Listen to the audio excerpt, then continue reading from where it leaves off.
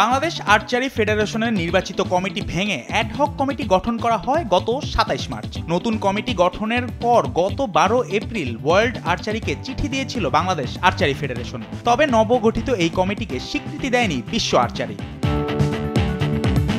সম্প্রতি world archery চিঠি দিয়ে বাংলাদেশ আর্চারি ফেডারেশনকে তাদের অবস্থান জানিয়ে দিয়েছে। ওয়ার্ল্ড আর্চারির সেক্রেটারি জেনারেল টম ডিলিয়ান জানিয়েছেন, সঠিক প্রক্রিয়ার মাধ্যমে নির্বাচিত কমিটি গঠন করা না হলে তারা এই অ্যাডহক কমিটিকে স্বীকৃতি দিতে পারছে না। পাশাপাশি নির্বাচিত কমিটি ভেঙে কেন এবং কিভাবে অ্যাডহক কমিটি গঠন করা হয়েছে সে ব্যাপারেও জানতে চাওয়া হয়েছে।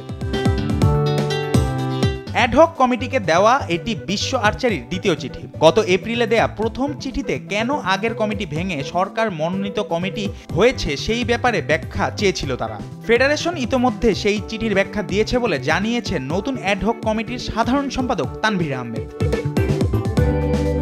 আগামী নভেম্বরে ঢাকায় অনুষ্ঠিত হওয়ার কথা এশিয়ান আর্চারি চ্যাম্পিয়নশিপ ও ওয়ার্ল্ড আর্চারি এশিয়া কংগ্রেস। নির্বাচিত কমিটি না হলে এই চ্যাম্পিয়নশিপের ভাগ্য অনিশ্চিত। তবে অ্যাডহক কমিটি যুব ও ক্রীড়া মন্ত্রণালয়ের সাথে আলোচনা করে দ্রুতই এই চিঠির জবাব দেবে বলে জানিয়েছে। জুবায়ের নূর, স্পোর্টস ডেস্ক, দেশ টিভি।